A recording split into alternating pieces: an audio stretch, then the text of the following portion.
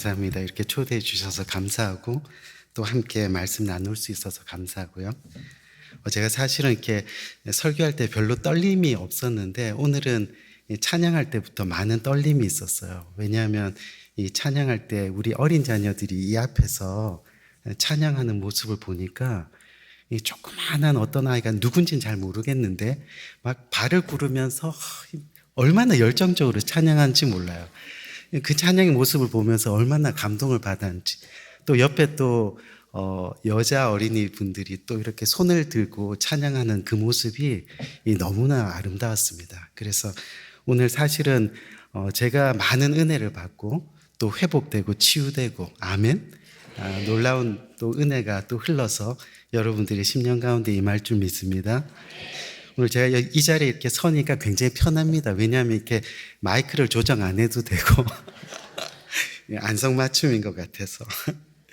우리 서산제일교회 귀한 성도님들 이렇게 만나 뵙게 돼서 진심으로 반갑고 또 저에게도 큰 영광이 되고, 바라기는 오늘 이 예배의 시간 주님의 풍성한 은혜가 임하는 이 복된 시간이 되기를 주님의 이름으로 간절히 축원드립니다. 저는 요즘 개인적으로 하나님의 은혜 가운데 살아가고 있습니다. 제가 1년 10개월 정도 됐죠. 1년 10개월 정도 전에 건강의 문제 때문에 이렇게 한국에 나오게 되었는데, 그때 이 대장에 암이 발견이 됐어요. 그래서 그때 대장을 3분의 1을 잘라내는 이 수술을 받게 됐습니다. 이 난생 처음 큰 수술을 받다 보니까 얼마나 두렵고 또 무서운지, 수술실에 들어가서 누워있는데 정말 그 두려운 마음에 어쩔 줄을 모르겠더라고요. 근데 그 짧은 시간에 지금까지 살아온 인생의 여정들이 필름처럼 쭉 지나가는데 그 마지막에 하나님의 은혜, 그러면서 제가 마취에 들어서 잠이 들었던 것 같아요. 이 수술이 끝나고 마취에서 깨어나서 병실로 옮겨졌는데 제가 숨을 쉬고 있는 겁니다. 살아있는 겁니다. 틀림없이 지금까지도 숨을 쉬고 살아왔는데 이 평소에는 숨 쉬는 것을 별로 느낀 적이 없었어요. 그런데 그때 제가 숨을 쉬고 있더라고요. 이 문득 생각나는 것이 하나님의 은혜. 숨 쉬는 것 하나만으로도 정말 말로 표현할 수 없는 그 하나님의 은혜, 하나님의 감사가 계속 몰려왔습니다. 이 통증은 여전한데 너무 기뻤습니다. 여전히 아픈데 얼굴은 감사함으로 웃고 있는 겁니다. 이 통증보다 아픔보다 생명 주신 이 하나님의 위로와 은혜가 더 크다는 사실을 그제서야 깨닫게 됐죠. 마치 예수님이 그 아픈 가시면류관을 쓰시고 얼마나 아프셨겠어요. 십자가에서 못 박히실 때 그 고통 얼마나 힘드셨겠어요. 하지만 그보다도 우리에게 주시는 구원의 은혜가 더 크다는 것을 아셨기 때문에 예수님이 기꺼이 십자가의 고난을 이기신 것처럼, 아직 잘은 모르지만 그 수술을 통해서 예수님의 마음을 조금 깨닫게 되었어요. 그래서 이제부터 은혜로 살아가야 되겠다. 오늘 이 하루가 내일보다 조금 더 행복하고 은혜롭게 그렇게 살아가기로 결단하고 그렇게 주님과 지금 동행하고 있습니다. 여러분 중에 혹시 이 대장 쪽에 수술을 하신 분들은 아시겠지만요, 수술을 하고 나면 반드시 뭐가 나와야 됩니까? 방귀. 보통은 가스라 그러는데 방귀, 그렇죠. 방귀가 나와야 되죠. 근데 제가 수술하고 나서 하루가 지나고 이틀이 지난 다음에 이 방귀가 나왔습니다. 이 간호사님이 매일 와가지고 꼈어요? 이렇게 물어보는데 계속 안 꼈다 그러면 실마가 돌아가고 실망하고. 근데 그날 방귀가 나온 거예요. 이 간호사님이 와서 꼈어요? 그래서 제가 꼈어요 이랬더니 축하해요 그러면서 저를 얼마나 축하해 주시는지. 혹시 여기 계신 분들 중에서 방귀 끼고 축하받으신 분 혹시 계신가요?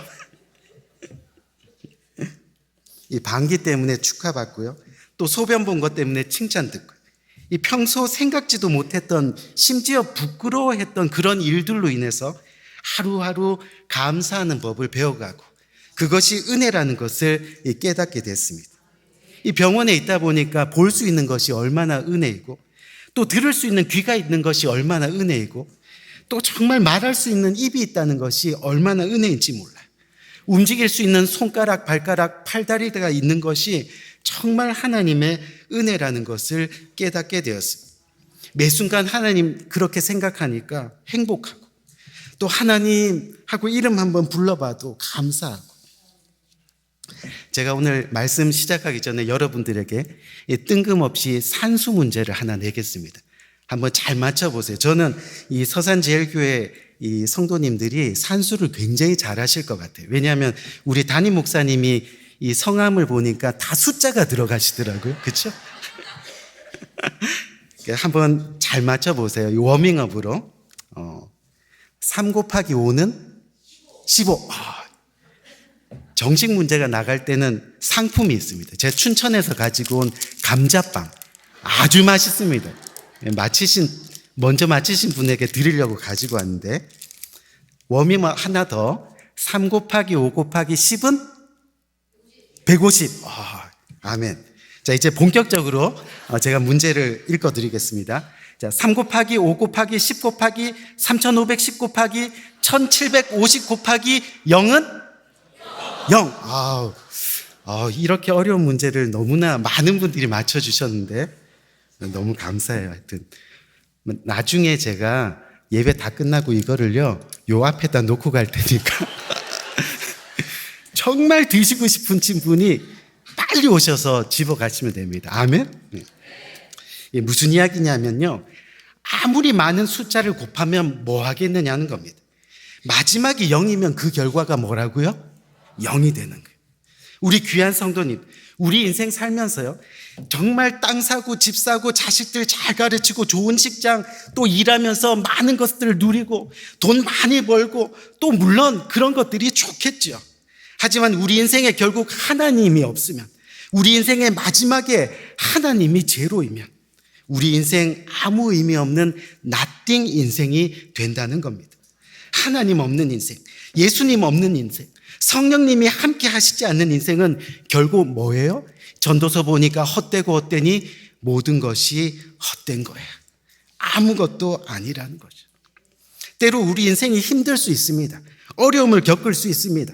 그래서 광야 같은 인생을 살아간다 해도요, 정말 하나님이 함께 하시면, 하나님이 생명 주시면 그것만으로도 우리 인생은 행복할 수 있다는 겁니다.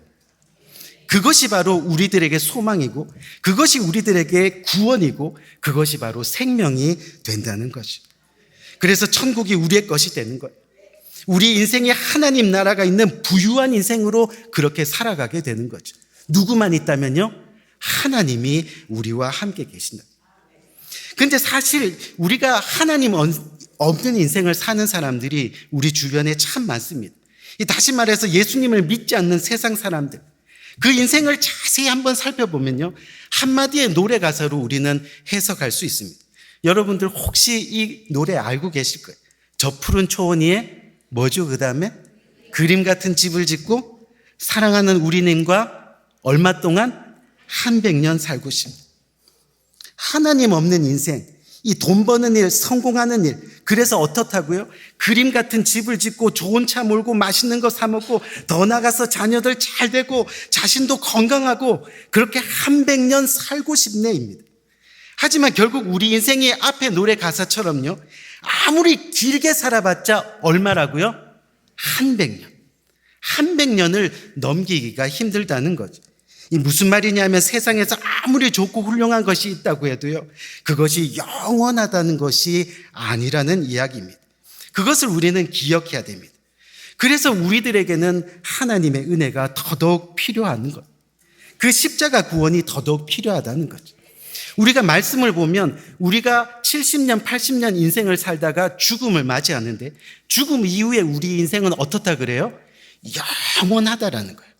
다시 한번 이야기하면 우리의 인생이 70년, 80년 요 정도 되는데 그 이후의 인생이 영원하다고 본다면 그 영원한 곳에 우리의 육체의 인생은 어느 정도 될까요?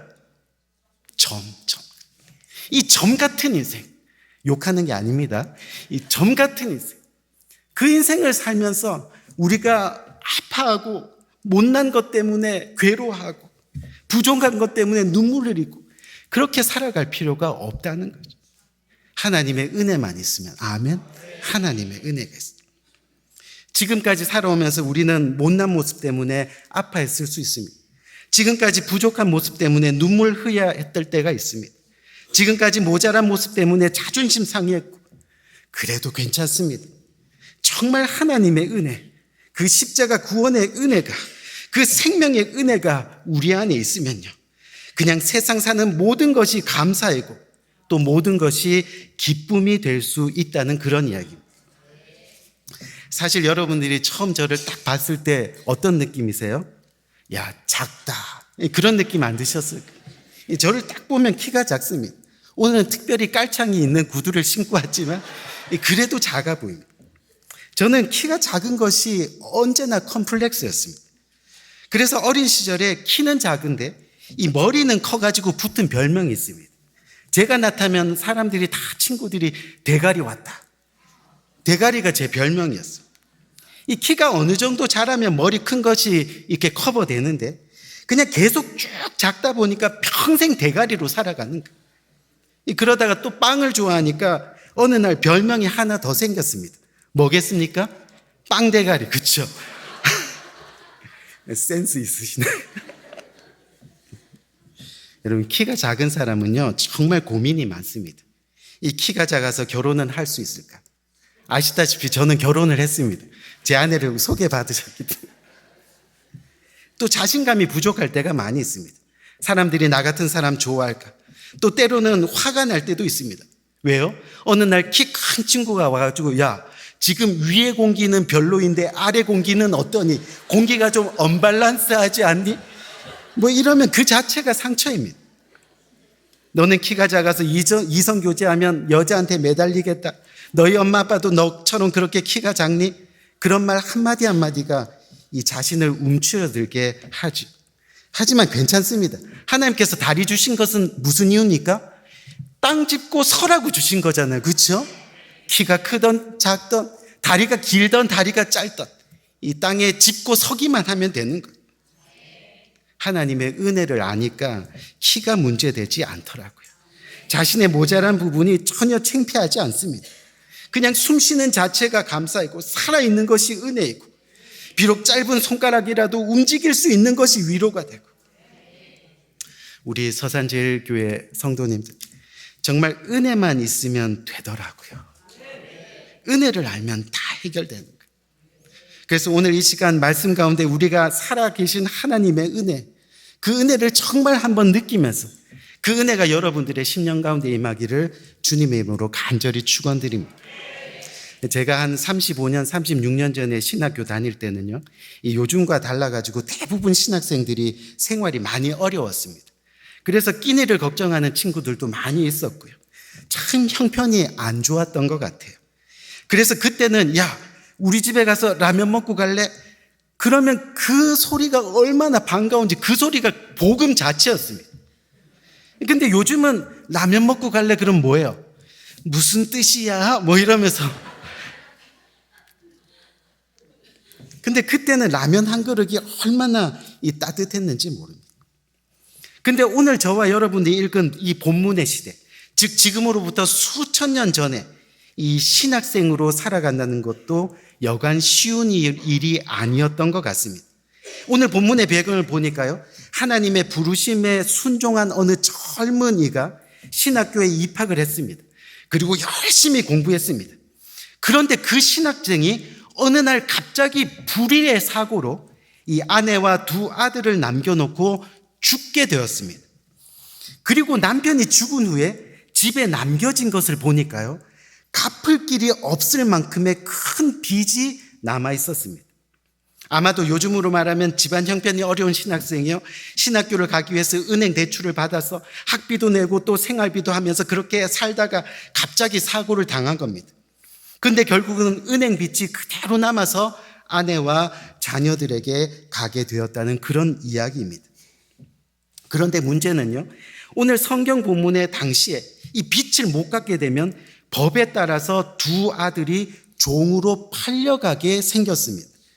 그래서 이 남편을 잃은 아내가요, 이 두 아들을 데리고 그때의 신학교 교장이었던 엘리사 선지자를 찾아가서 자신의 사정을 이야기합니다.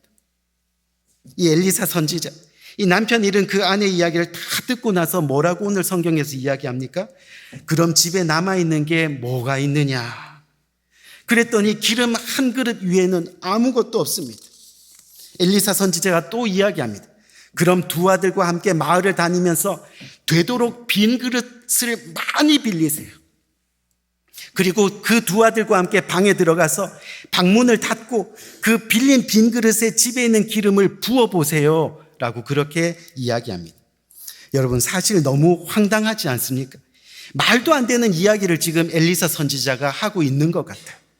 이 배고파하는 사람에게 빵 한 조각 줘도 시원치 않을 텐데 빈 그릇, 당장 쓸데없는 빈 그릇을, 그것도 빌리라는 거예요. 지금 빚 때문에 두 아들이 노예로 팔려가게 생겼는데 또 빌리라니요. 이왕 그렇게 된 거 돈이라든지 먹을 거라든지 그런 거 빌리라 그러면 좀 이해가 되겠는데 빈 그릇을 빌리라고. 아무리 생각해도 이상한 것 같습니다. 그런데 이 여인 그 말에 순종하고 빈 그릇을 빌리러 다닙니다. 그리고 선지자 엘리사가 말한 대로요, 방에 들어가서 방문을 걸어 잠그고 빌린 그릇에 기름을 붓기 시작합니다. 그런데 어찌 된 일인지 부어도 기름이 계속해서 쏟아지는 겁니다. 마지막 기름을 부으면서 그 어머니가 두 아들에게 그릇이 더 없느냐 그랬더니 어머니, 이제는 더 이상 그릇이 없습니다. 이 말이 떨어지자마자 기름이 곧바로 그쳤다라고 말씀하고 있습니다. 모든 빈 그릇에 기름이 다 채워졌다라는 그런 이야기입니다. 여기까지가 바로 오늘 본문의 내용이지. 어떻게 보면 동화 같은 이야기입니다. 그런데 오늘 본문에 나오는 이 여인, 저는 많이 산 거는 아니지만요, 지금까지 인생을 살다 보니까요, 특별히 목회를 하다 보니까요, 이 자신의 능력으로 아무것도 할 수 없는 그런 빈 그릇 상황이 찾아올 때가 덜어 있더라는 거죠. 자신의 힘으로 감당할 수 없는, 방 안에 온통 빈 그릇으로 가득 차 있는 그런 상황이 올 때도 있다는 그런 이야기입니다. 그래서 때로는 아무리 생각해도 해결할 수 없는 그런 문제들을 앞에 놓고 이 주저앉아 울고 있을 때가 너무나 많았습니다. 그런데 그런 상황에서 오늘 본문 열왕기와 4장 1절 말씀을 보니까 이 본문의 주인공이 뭘 합니까? 한번 읽어보겠습니다. 이 선지자의 제자들의 아내 중에 한 여인이 엘리사에게 부르짖어 이르되 라고 그렇게 이야기하고 있습니다. 지금 이 여인이 뭘 하고 있다고요? 부르짖는다는 거예요. 어떻게 해요? 여기서 부르짖는다는 것은 차크, 히브리어로 차크라는 단어를 사용하고 있습니다. 이게 무슨 뜻이냐면요, 이 목마른 사슴이 시냇물을 찾아 헤매다가 너무 목이 말라서 나 정말 목말라 죽을 것 같아요, 물 한 모금만 주세요 하면서 소리 지르는 그 모습이 바로 차크 모습인 거예요. 힘없는 백성이 임금을 찾아가서 나 배고파요, 정말 살려주세요, 나에게 양식을 주세요 하고 그때 울부짖는 그 모습이 바로 차크라는 겁니다. 정말 죽겠어요, 정말 살려주세요, 목숨 걸고 부르짖는 모습이 바로 차크라는 겁니다. 우리 귀한 성도님들, 우리 인생의 위기가 찾아올 때 우리가 하나님을 믿는다고 하지만 정말 목숨 걸고 부르짖어 본 적이 있느냐는 거예요. 하나님, 나 정말 죽겠어요, 정말 살려주세요. 하나님 앞에서 몸부림치면서 꼬꾸라져서 엎드리면서 그렇게 주님 앞에 부르짖어 본 적이 있느냐는 거예요. 정말 우리가요, 하나님의 기적을요, 그 은혜를 원한다면 부르짖어야 한다는 거예요. 하나님을 갈급하게 찾는 기도가 우리의 삶의 현장에서 일어나야 한다는 겁니다. 지금 예배를 하고 있던 자신의 남편이 죽었습니다. 두 아들이 빚더미에 깔려서 종으로 팔려가게 생겼습니다. 더 이상 살아갈 힘이 없습니다. 소망이 없습니다. 그때 우리가 할 수 있는 가장 유일한 길, 제발 살려주세요, 착 부르짖어야 한다는 겁니다. 우리의 문제를 안고 하나님께 나가야 한다는 겁니다. 우리의 힘으로는 도저히 해결할 수 없어서 이 문제 주님 떠맡아 주세요. 아멘. 주님 앞에 나가야 돼요. 그래야 하나님의 긍휼이 있게 되는 겁니다. 그래야 하나님의 기적이 있게 됩니다. 사실 우리가 믿는 하나님은 무엇이든지 다 해주실 수 있는 전능하신 하나님이십니다. 다시 말하면 오늘날 우리들에게 기적이 사라진 것이 아니라 기적을 믿는 부르짖음의 믿음이 없기 때문에 우리가 기적을 경험하지 못하는 경우가 많다는 거죠. 여러분이 또 저를 착 보면 아시겠지만 제가 좀 귀티나게 생겼잖아요. 그렇죠?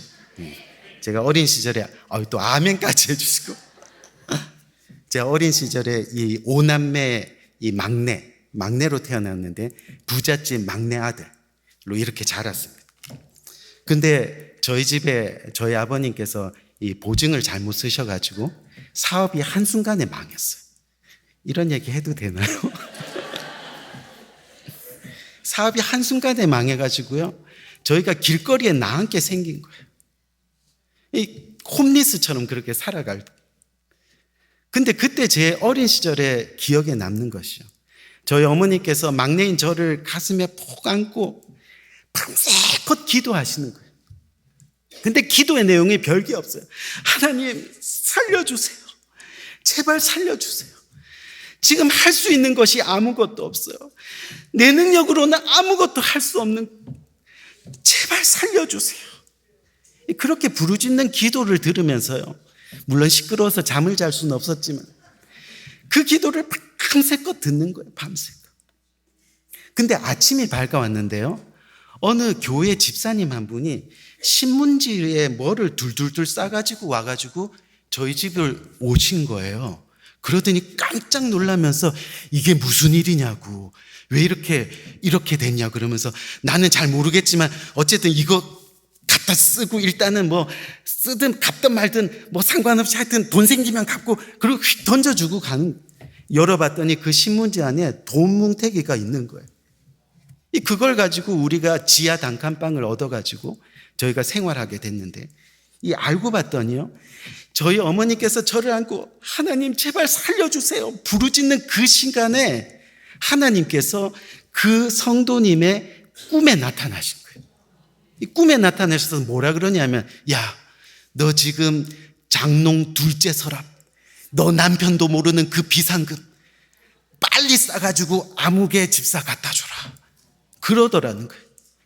그래갖고 벌떡 일어나가지고 이게 무슨 일이지? 정말 아무도 모르는 그 비상금을 어떻게 알고 계시지? 고민하다가 또 잠이 들었대요. 또 잠이 들었는데 또 꿈에 나타나셔서 야, 너 장롱 서랍 그 둘째 서랍에 있는 그 비상금, 너 남편도 모르는 비상금 빨리 싸다가 아무개 집사 갖다 줘라. 야, 이거는 보통 꿈이 아닌 것 같다. 그래가지고 그 성도님이요 일어나서 고민하다가 그 두 번째 서랍에 있는 비상금을 탁 열어가지고 첫 번째 서랍에 탁 놓고 다시 잠이 들었다.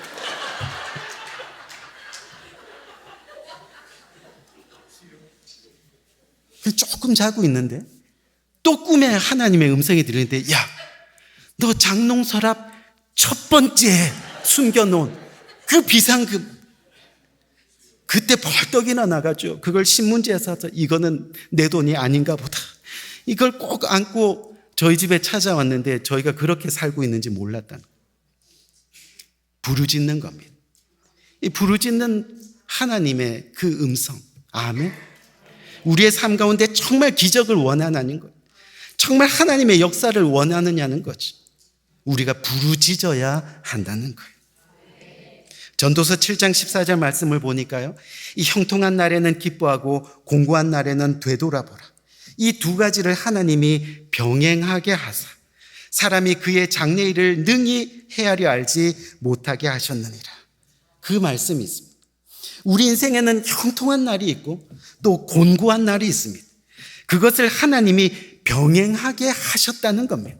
하나님 믿는다고 형통한 인생만이 있는 것이 아니라 주님께서 곤고한 날도 주시고 또 형통한 날도 주시고, 즉 우리의 삶에서 어떠한 일이 생길지 알지 못하는 그런 인생. 그래서 우리의 삶 가운데 우리의 선택, 우리의 결단, 그런 것도 중요하지만요, 더 중요한 것은 우리가 얼마나 하나님의 은혜를 바라보며 사느냐는 거예요. 공고한 날에도 하나님의 은혜를 바라보고 형통한 날에도 하나님의 은혜를 바라보고 어떠한 상황과 환경 가운데서도 하나님 한 분 때문에 저는 만족합니다. 그것 자체가 은혜입니다. 그렇게 살아가는 것이 하나님의 은혜이고, 오늘 남편이 잃은 아내가요, 엘리사를 찾아가서 도움을 구합니다. 하나님의 은혜를 구하는 겁니다. 그런데 엘리사가 내놓은 해결책이 뭐였어요? 빈 그릇입니다.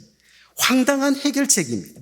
빚을 갚아주든지, 아니면 먹을 것을 좀 주든지, 아니면 두 아들이 노예로 팔려갈 것 좀 해결해 주시든지, 당장 눈앞에 싼더미처럼 쌓인 이 문제가 너무 많은데 빈 그릇이라는 거예요. 빈 그릇. 하지만 오늘 이 여인 엘리사의 말에 어떤 의문도 표시하지 않습니다. 불평하지 않습니다. 왜요? 질문하지 않습니다. 반면에 즉시 순종합니다. 두 아들 함께 순종을 행동으로 옮깁니다. 그리고 오늘 본문 5절을 보니까 뭐라고 말씀하세요? 여인이 물러가서 그 두 아들과 함께 문을 닫은 후에 그들은 그릇을 그에게로 가지고 오고 그는 부었더니 라고 말씀합니다. 그 다음에 어떤 일이 일어났어요? 그릇이 가득 찬지라. 오늘날 하나님을 믿는다고 하는 우리들에게 왜 기적이 일어나지 않은 걸까요? 왜 믿음의 역사가 보기 힘들어지는 걸까요? 결국은 순종의 문제라는 거예요. 순종하지 않는 거예요. 그냥 순종하는 척 하는 거예요. 하나님께서 노아에게 방주를 만들라고 명령하십니다. 그러면서 내가 홍수를 일으켜 땅에 있는 자가 다 죽으리라, 그렇게 말씀하십니다. 그래서 노아가요, 몇 년 동안? 120년 동안 비도 안 오고 해가 쨍쨍한데도 뭐를 만들어요? 이 방주를 만듭니다. 사람들이 미친 사람 취급하면서 조롱해요. 손가락질해요. 하지만 포기하지 않습니다. 끝까지 방주 만드는 일에 순종합니다. 그리고 여전히 비가 오지 않는 어느 날 하나님이 노아에게 그 방주 안으로 들어가라고 말씀하십니다. 그때도 노아는 아무 의심이나 불평 없이 방주 안으로 들어갑니다. 여러분, 이것이 바로 순종인 거예요. 순종의 사람은 하나님 말씀에 대해서 어떠한 말도 하지 않는 거예요. 하나님이 아브라함에게 이삭을 바치라고 했을 때도요, 아브라함은 아무런 말을 하지 않습니다. 그냥 묵묵히 하나님의 뜻을 이루어가는 겁니다. 비록 그것이 가슴 아픈 일이고 또 손해보는 일이고 도저히 이해가지 않는 일이라 하더라도 그저 그 주님의 말씀에 따르는 겁니다. 여호수아가 여리고성을 돌 때요, 이스라엘 백성들에게 당부한 것이 뭐였어요? 아무 말도 하지 마라. 아무 말도 입 밖에 내지 마라. 이것이 바로 순종이라는 거예요. 하라 하시면 하고, 하지 말라 하시면 안 하고, 가라 하면 가고, 서라 그러면 서고, 그것이 순종이에요. 왜요? 하면서 묻지 않습니다. 따지지 않습니다. 우리 귀한 성도님, 하나님이 역사하시는 사람이 바로 이런 사람입니다. 하나님이 하라고 말씀하시면 그것이 하나님의 말씀이기 때문에 그냥 그렇게 하는 겁니다. 내 생각이 들어가지 않습니다. 하나님은 그런 사람을 좋아하시는 겁니다. 결국 그런 사람을 사용하십니다. 더 나아가서 그런 사람을 살려두십니다. 그리고 반드시 축복하십니다. 아멘. 영문도 모르고 하나님이 방주로 들어가라고 하니까 이 노아가 들어갔는데 하나님이 방주의 문을 닫으십니다. 그런데 놀랍게도 방주의 문이 닫히는 순간 뭐가 왔어요? 비가 쏟아지기 시작합니다. 방주 밖의 생물은 다 죽었습니다. 하지만 방주 안은 살았습니다. 교회 안은 살았습니다. 그것이 바로 하나님의 역사. 도저히 하나님이 이해되지 않았지만 순종하고 이삭을 하나님께 바쳤습니다. 그랬더니 평생 여호와 이레의 기적이 아브라함에게 펼쳐지는 겁니다. 가는 곳곳마다 하나님이 먼저 가서 우리의 필요를 다 채워주십니다. 하는 일들마다 하나님이 앞장서서 우리의 할 일들을 해결해 주십니다. 그냥 걸어가는데 하나님이 먼저 가시고 하나님이 앞장서 가시고 평생 여호와 이레 하나님, 그 축복을 누리는 인생이 되었다는 거죠. 사실 지금 우리가 살아가는 이 세상이요, 하나님을 믿는다는 것이 여간 힘든 일이 아닙니다. 또 때로는 하나님의 말씀이 도무지 이해가 되지 않을 때도 너무 많이 있습니다.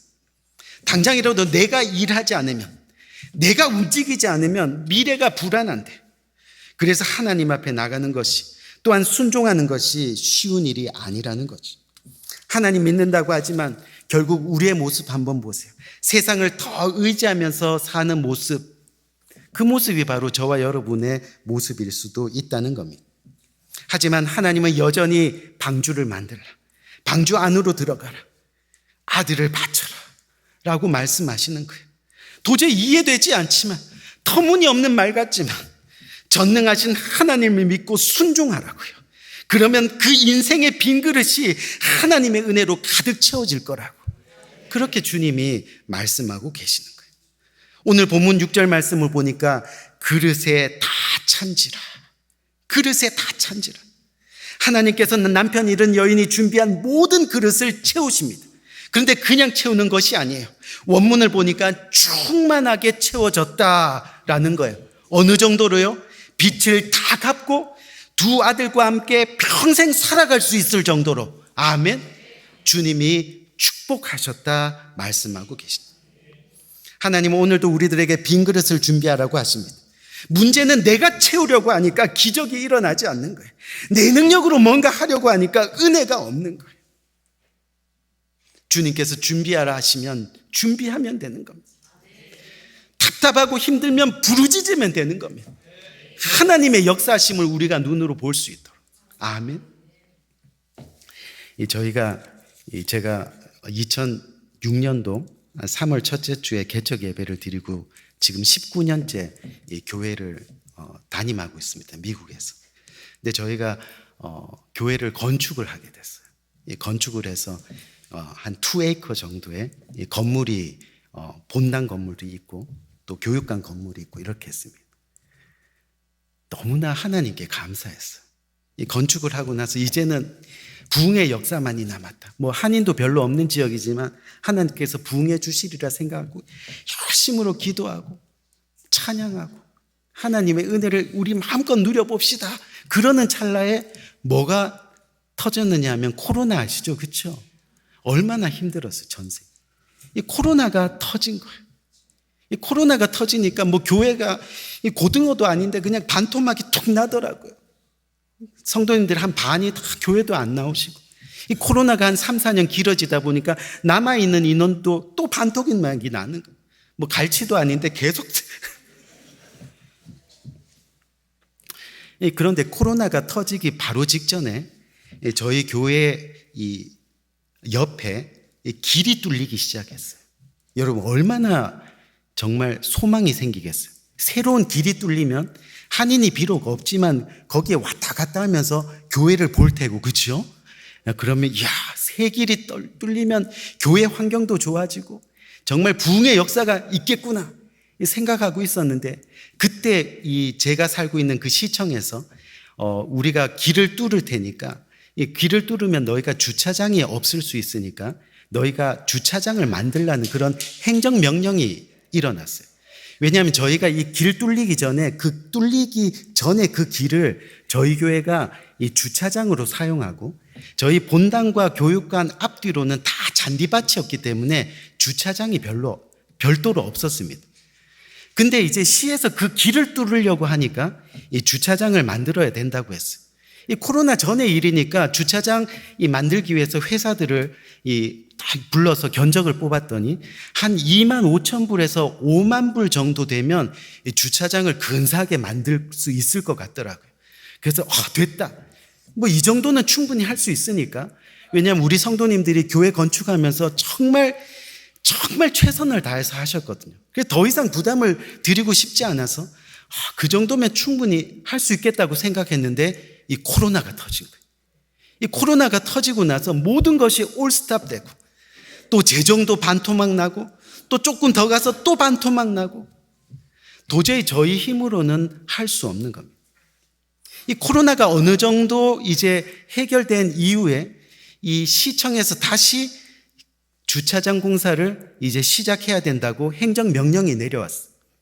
그러면서 도로공사도 재개가 되고요. 그래서 그 당시에 회사들을 또 불러가지고 견적을 뽑았는데 코로나 전에 2만 5천 불에서 5만 불 정도 하면 되는 그 공사 비용이 9만 불에서 12만 불로 껑충 뛰어오른 거예요. 도저히 감당할 수 없는, 그냥 눈앞이 깜깜한 거예요. 깜깜한. 하나님, 저는 못합니다. 저는 도저히 못하겠습니다. 가만히 생각해 보니까요, 이제 한 6개월, 7개월 정도 되면 재정이 바닥이 나서 이 건물들, 땅들 다 은행으로 넘어가게 생겼어요. 그래서 그거 고민하면서 6개월, 7개월만 있으면 이 교회가 드디어 은행의 손에 넘어가는구나, 이 고민을 했는데, 그러면서 걱정하고 또 걱정하고 염려하고 그러다가 뭐가 걸렸어요? 암이 걸렸잖아요. 근데 중요한 건 뭐냐면요, 6개월, 7개월이 지났는데 교회는 넘어가지 않았어요. 지금 3년, 4년이 지났는데 교회는 넘어가지 않았어요. 교회는 더 하나님의 일을 열심히 합니다. 우리 재정의 모든 재정의 40% 이상을요, 다 선교 후원하고요, 해외로 보내고 미자립 교회 돕고, 한 번도 그 일을 어겨본 일이 없어요. 목사가 정말 믿음이 약해갖고 맨날 걱정하고, 어떡하지? 6개월, 7개월 후면 교회가 넘어가겠구나. 걱정하다 보니까 어떻게 됐다고요? 뭘 또 그걸 또 말씀을 하시죠. 그래서 그때 깨달았어요. 할 수 있는 것이 아무것도 없어서요.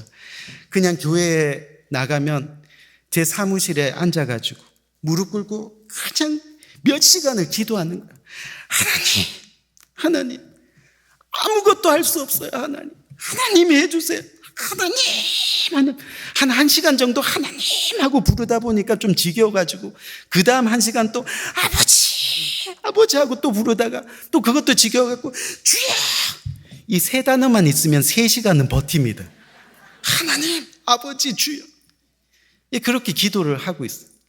근데 어느 날 갑자기 제가 살고 있는 그 시청의 관계자들이 저희 교회에 왔어요. 저희 교회에 와가지고 패스터 리가 어디 있냐고 막 찾는 거예요. 저는 여기 서 있는데 패스터 리 어디 있냐고 막 찾는 거예요. 키가 작아서 잘 안 보이나 봐요. 근데 내가 패스터 리가 나라고 이랬더니 뭔가 의논한 일이 있다고 그러면서 사무실로 갔는데, 그분들이 뭐라고 이야기하느냐 하면, 이 도로공사를 진행하는 중에 자기들이 저희 교회의 이 본당 앞과 교육관 뒤쪽에 있는 잔디밭을 주차장처럼 사용했기 때문에 이 법적으로 주차장 비용을 저희에게 지불해야 된다는 거예요. 그리고 제가 할렐루야, 야, 이거면 틀림없이 우리가 주차장 공사를 할 수 있겠구나 그 생각하고, 제가 그러면 얼마를 너희가 보상해 줄 수 있니? 그랬더니 이분들이 이야기하는데, 이 계산을 하고 이렇게 해보니까 우리가 한 4,000불 정도를 너희한테 지불해 줄 수 있겠다는 거예요. 여러분, 주차장 공사가 12만 불 걸리는데 4,000불을 준다니까 뭐 할 수 있겠어요? 그래서 제가 고민하다가, 너희가 정말 나라를 위해서, 우리 시를 위해서 정말 애를 쓰는데 우리가 왜 주차장 그거 하나 제대로 이렇게 너희한테 제공하지 못하겠느냐? 괜찮다, 나 그 돈 안 받겠다, 그 돈 그대로 기부하겠다 이랬더니 그 시청 관계자들이 그런 일이 한 번도 없었거든요. 그 주면 감사하다고 땡큐 그러면서 다 받는데 안 받겠다고 하니까 이 본인들도 당황해가지고 저 구석에 가서 자기네끼리 막 의논하는 거야. 어떻게 하면 좋고 어떻게 하면. 그러더니 어떤 이 대표가 한 사람이 와서, 패슬리 너무 고맙다, 땡큐, 내가 너의 뜻을 받아들이고 시에다가 알리겠다. 그런데 그러면 너가 혹시 뭐 교회에 필요한 거 있으면 한 가지만 얘기해 주면 우리가 들어줄 수 있는 거는 들어주겠다, 그러는 거예요. 그때 하나님께서 지혜를 주셨어요. 그래서 그 관계자들을 다 데리고 교회 마당으로 나가가지고, 뭐 제가 전문적인 용어를 영어로 잘 모르잖아요. You know? 그러면서 저기 한번 보라고, 저기 한번 보라고. 저게 뭐냐고 그랬더니 어떤 사람이 저거 포크레인 그래. 저거 뭐냐고, 불도저. 야, 봐라, 지금 너희한테는 저 불도저도 있고 포크레인도 있고 있는데 나는 아무것도 없다. 너희가 그냥 저 포크레인, 저 길 땅 팔 때 잠깐 우리 교회 앞에 와가지고 딱 한 번만 파주면 얼마나 좋겠니? 이랬더니 그 관계자가요, 그 정도는 할 수 있을 것 같다고 그러는 거예요. 그래서 제가, 그러면 너희가 그 땅 팔 때 우리 교회 와서 주차장 넓이만큼 땅 한 번만 파주면 좋겠다. 그랬더니 그건 할 수 있을 것 같아. 약속하고 돌아갔어요. 한 몇 주가 지나가지고, 이렇게 오래 해도 괜찮은가요? 제가 빨리 끝내야 되는데. 한 몇 주 지났는데요. 갑자기 포크레인 한 대가 덜덜덜덜 오더니 저희 교회 앞에 땅을 파기 시작합니다. 그래서 이렇게 봤더니 뭐 설계도 하나를 가지고 와서 땅을 이렇게 파는데 그냥 입구에 들어와서 앞면만 주차하게끔 그렇게 땅을 파고 있더라고요. 그래서 제가 그 포크레인 기사한테 가서 그러면서 야, 이왕 우리 교회가 코로나도 지나고 하면 부흥할 건데 이왕 주차장 만들 거면 이렇게 와서 이쪽으로도 주차하고 저쪽으로 주차하게끔 저기까지 좀 파줄 수 없느냐 그랬더니 아니, 설계도에는 보니까 여기만 파라고 돼 있는데 괜찮다, 너가 저기 파주면 우리가 알아서 할게 그랬더니 뭐 어렵지 않다 그러면서 거기도 다 파는 거예요. 다 파고 갔어요. 그리고 한 2주 지나고 나서는요, 갑자기 어떤 분들이 철근을 가지고 왔는데, 자기가 설계도를 본 것보다 더 넓게 파져 있거든요. 그 이상하다 그러는데, 어쨌든 뭐 시에서 파놨으니까 철근 다 깔아라 그러더니, 거기까지 다 철근을 까는 거예요. 그리고 몇 주 후에 레미콘 차가 오더니, 설계도를 보는데 철근이 저기까지 깔려 있으니까 이거 좀 이상하지만 어쨌든 철근이 깔려 있으니까 레미콘 차 한 2대 정도 더 와라 이러더니 거기를 다 덮어준 거예요. 보통 이러면 박수가 나옵니다.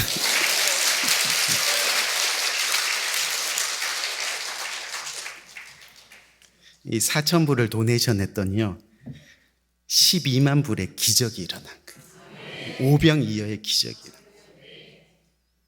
그래서 아름답게 지금 주차장이 다 완성이 됐습니다. 혹시 여러분들 궁금하면 이 사랑의 빚진 교회 쳐서 저희 교회 광경을 한번 보시면 좋습니다. 하나님은 오늘도 우리들에게 이 빈 그릇을 준비하라고 하십니다. 하나님, 제 능력은 할 수 없잖아요. 주님 아시잖아요. 내가 채우려 하지 않고 그 빈 그릇 주님 앞에 내어드리면 주님이 채워주시는 거예요. 하나님이 채워주시도록 빈 그릇만 준비하면 되는 거예요. 그리고 부르짖는 거예요. 그리고 아무 말 하지 않고 순종하는 겁니다. 그러면 하나님이 채우시는 기적이 우리의 삶 가운데 일어나게 되는 거예요. 우리의 삶 가운데 고통스럽고 힘든 부분이 있습니까? 우리가 채우려고 하니까 기적이 일어나지 않는 거예요. 우리의 능력을 의지하다 보니까 은혜가 없는 거예요. 주님 앞에 다 맡기는 거예요. 그러면 우리 삶의 빈 그릇을, 그 공허함을, 모자란 부분을 채우시는 하나님의 은혜가 저와 여러분들의 삶 가운데 넘쳐날 줄 믿습니다. 우리 한번 이 말씀 가지고 굳게 이 마음에 다짐하면서 기도할까요? 우리 반주자 되시는 분 한번 반주해 주시고 한번 기도합시다. 우리 조용히 눈을 감고요, 한번 기도합시다. 하나님, 우리의 삶 가운데 역사하시는 하나님의 은혜를 오늘 이 시간 간구합니다. 지금까지 순종하는 척하고 지금까지 순종한다고 하지만 내 능력 의지하고 세상의 능력 의지하고 오늘 이 시간 주님 말씀하신 것처럼 주님의 은혜만을 간구합니다. 모든 것이 주님의 은혜인 것을 또다시 고백합니다. 하나님의 은혜대로 살기를 진심으로 원합니다. 이제부터 부르짖겠습니다. 하나님의 놀라운 기적이, 하나님의 놀라운 역사하심이 우리의 삶을 채워나갈 것을 소망하며 이제부터 부르짖겠습니다. 하나님의 말씀에 순종하겠습니다. 내 머리로는 도저히 이해할 수 없지만 그 주님의 말씀에 순종할 때 하나님의 놀라운 역사가, 기적이 우리의 삶 가운데 일어남을 우리는 확신합니다. 주님, 평생 그렇게 주님 앞에 의지하며 나아가기를 진정으로 합니다.